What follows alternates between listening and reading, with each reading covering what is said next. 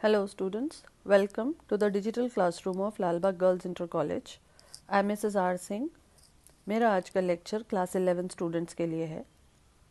Students, इस video में आप द्वितीयक आंकड़ों के क्या स्रोत हैं उनके बारे में जान लीजिए। प्रकाशित द्वितीयक आंकड़े वे होते हैं जिनका संकलन किसी के द्वारा पहले से किया जा चुका है और अब वे अन्य व्यक्तियों द्वारा दूसरी बार प्रयोग में लाए जा रहे हैं। इनको प्राप्त करने के मुख्यतः दो स्रोत हैं, प्रकाशित और अप्रकाशित। प्रकाशित स्रोतों से जो द्वितीयक आंकड़े मिलेंगे वो स्रोत हैं सरकारें, जिसमें समय समय पर केंद्र सरकार, राज्य सरकार अनेक विभागों और मंत्रालयों की ओर से विभिन्न प्रकार की सूचनाएं प्रकाशित करती है।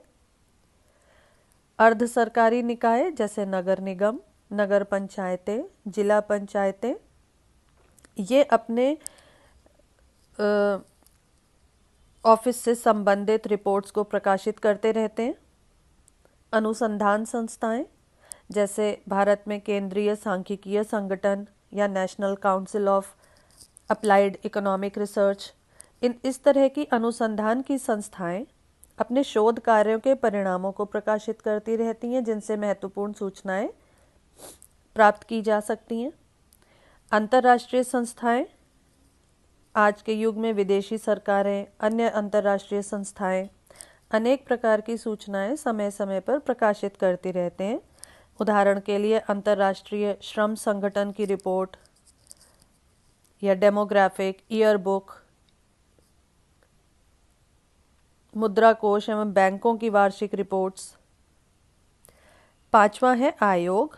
कभी कभी सरकार विभिन्न विषयों की जांच कराने और विशेषज्ञों की राय जानने के लिए जांच समिति या आयोग नियुक्त करती हैं, जिनके द्वारा दी गई रिपोर्ट में महत्वपूर्ण समंक होते हैं। भारत में वित्त आयोग, एकाधिकार आयोग, आय वितरण जांच समिति इसके उदाहरण हैं। व्यापारिक संस्थाएं, बड़ी बड़ी व्यापारिक संस्थाएं अनेक प्रकार के समंकों का संकलन करके प्रकाशित करती रहती हैं।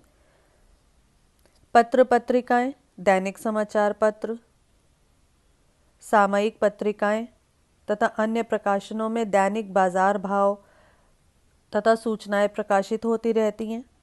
इकोनॉमिक टाइम्स है, कॉमर्स है तथा योजना, ट्रांसपोर्ट, उद्योग व्यापार पत्रिका, इनसे महत्वपूर्ण सूचनाएं प्राप्त की जा सकती हैं। 8th है गैर सरकारी प्रकाशन। कुछ गैर सरकारी प्रकाशन भी आंकड़े एकत्र करके उन्हें प्रकाशित करते हैं, जैसे मनोरमा ईयरबुक, जागरण वार्षिकी, प्रतियोगिता दर्पण। ये सब ऐसे प्रकाशन हैं जिनसे सूचनाएं प्राप्त की जा सकती हैं। नंबर 9 पे है व्यक्ति। बहुत से व्यक्ति अपने अनुसंधान के लिए समंक एकत्रित करते रहते हैं और सार्वजनिक उपयोग के लिए प्रकाशित करते रहते हैं। तो इन सब प्रकाशित स्रोतों से आंकड़े प्राप्त किए जा सकते हैं, जिन्हें हम द्वितीयक आंकड़े कहते हैं, क्योंकि ये पहले से किसी और के द्वारा एकत्रित किए जा चुके हैं। अब देखिए अप्रकाशित स्रोतों से प्राप्त द्वितीयक आंकड़े। कुछ ऐसे सांख्यिकीय आंकड़े होते हैं जिनका नियमित और विधिवत प्रकाशन तो नहीं होता, किंतु फिर भी वे उपयोगी होते हैं और द्वितीयक आंकड़ों के रूप में उनका प्रयोग किया जाता है। जैसे विश्वविद्यालयों के शोध कार्य, प्राध्यापकों के अनुसंधान कार्य, कॉलेजेस के रिकॉर्ड्स और निजी संस्थाओं के रिकॉर्ड आदि। इनसे भी ये अप्रकाशित स्रोत होते हैं और अगर इनसे हम सूचना प्राप्त करते हैं तो ये हमारे लिए द्वितीयक आंकड़ों का काम करते हैं।